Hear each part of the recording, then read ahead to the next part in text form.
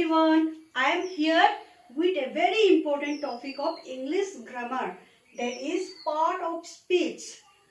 तो English grammar में जितना है, हिंदी ग्रामर का जितना है, 80% related to part of speech. That's why today's class is very important for every students, for every classes. Let's start. I am talking here something. आप लोग आपस में बात करते हैं और आप जब बाजार जाते हैं, कुछ सामान खरीदते हैं, तो आप जब बोलते हैं तब भी तो आपको सामान मिलते हैं. आप आपस में अपना दोस्त लोग बातचीत करते हैं, घर में भी आप अपना विचार को अपने मम्मी पापा के साथ शेयर करते हैं. तो उस समय आप अलग अलग तरह का वर्ड्स यूज करते हैं. जब सेंटेंस वर्ड्स मिलके सेंटेंस बनता है, तो अलग अलग तरह का सेंटेंसेस क्रिएट करते हैं. उसमें हम जो अलग अलग वर्ड्स जो यूज करते हैं, वही सब noun, pronoun, adjective, verb, adverb, preposition, conjunction, interjection, इन सब के अंदर में आता है. ये सब जो है ये एक एक पार्ट है. तो let's know the definition of part of speech. Words are divided into different kinds और classes. These are called part of speech according to their use.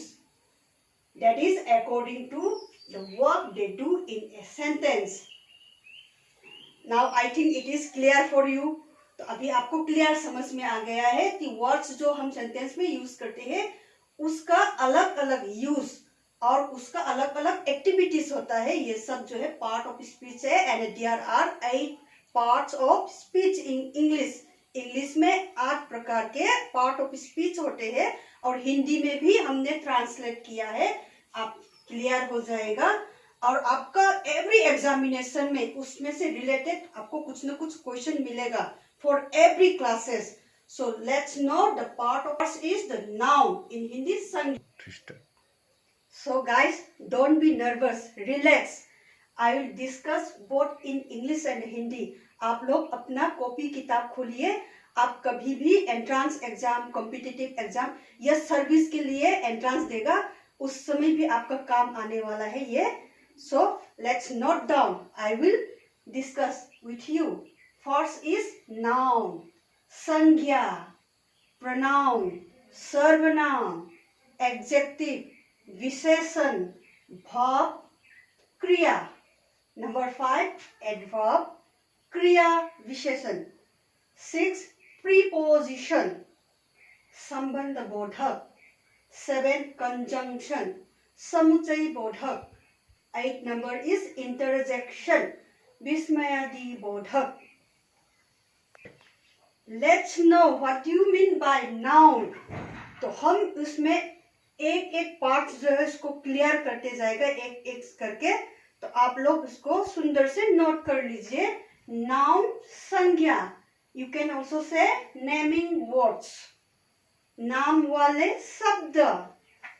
And definition is a noun is a word used as the name of a person, place or things. इन हिंदी किसी व्यक्ति, प्राणी, वस्तु, स्थान या भाव आदि के बोध कराने वाले शब्द को संज्ञा कहते हैं. नेमिंग वर्ड्स बताया गया है. इसमें नेमिंग वर्ड्स मतलब नेम में भी पर्सन, आदमी का भी हो सकता है, प्लेस का भी हो सकता है, चीज का भी हो सकता है, या हमारा फीलिंग्स जो है, भावना, ऑनेस्टी, ये सब भी हो सकते हैं. Then how can you identify which what is noun in a sentence? आप किस तरह आइडेंटिफाई करेंगे एक नाउन को? तो नाउन जो है उस अलग अलग रूप में भी आते हैं सेंटेंसेस में. जैसे इसका रूप जो है प्राणीवाचक, related to living beings, living being से related.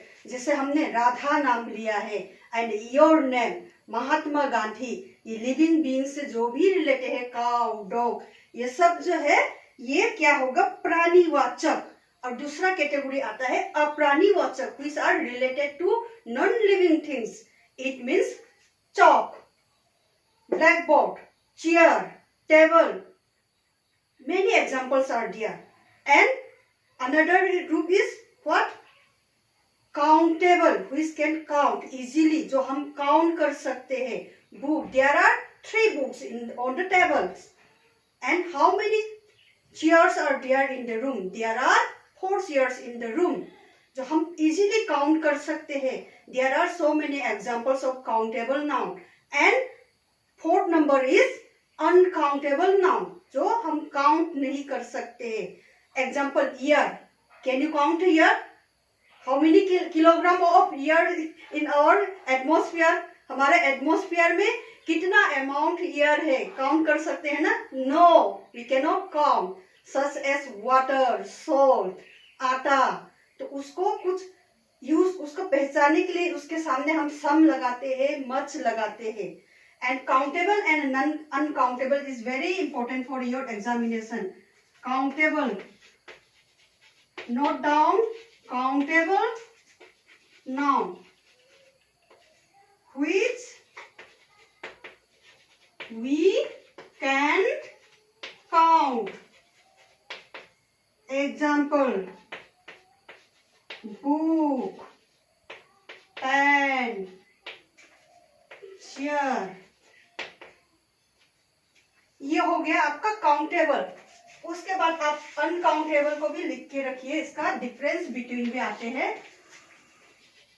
Uncountable, uncountable noun which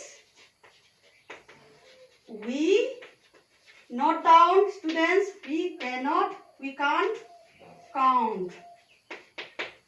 Example, best example is I think air, water, salt, etc. And there are different kinds of noun. Noun का भी बहुत kinds होता है. ये हो गया तो हम इसको रफ करेंगे. Let's know, children. Now, kinds of noun. There are mainly 5 kinds of nouns. तो हमने इसमें 2 countable and uncountable I included here. The first is proper noun. In Hindi, व्यक्तिवाचक संज्ञा. Second number, common noun, जातिवाचक संज्ञा. Third, collective noun, समूहवाचक noun. Material noun, द्रव्यवाचक. Abstract noun, भाववाचक संज्ञा. And countable, uncountable. We have already discussed about these 2 points.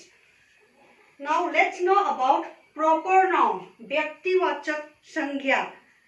जो हम किसी विशेष व्यक्ति या स्थान या वस्तु के लिए यूज करते हैं, उसको हिंदी में व्यक्तिवाचक संज्ञा कहते हैं. तो क्लियर हो गया? I think it is clear for you. And let's know the Children, let's write down the definition of proper noun. In Hindi, व्यक्तिवाचक संज्ञा. A proper noun is the name of a particular person, place or thing. All the proper nouns will start with a capital letter. Remember it. Always remember that all the proper noun will start with a capital letter.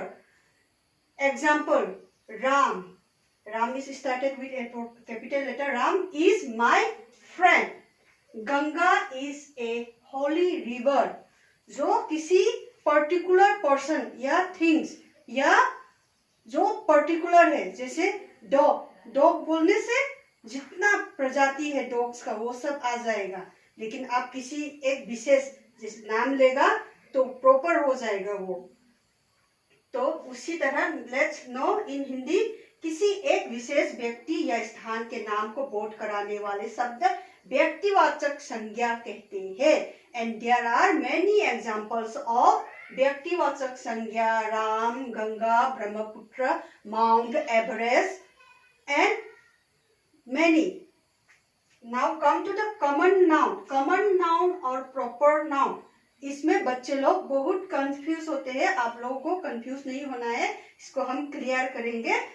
Definition को देख लीजिए. A common noun is the name given in common to every person or thing of the same class or kind. कॉमन नाउन में क्या होता है? Look at this example. I am written here Ganga and river. River is a example of common noun.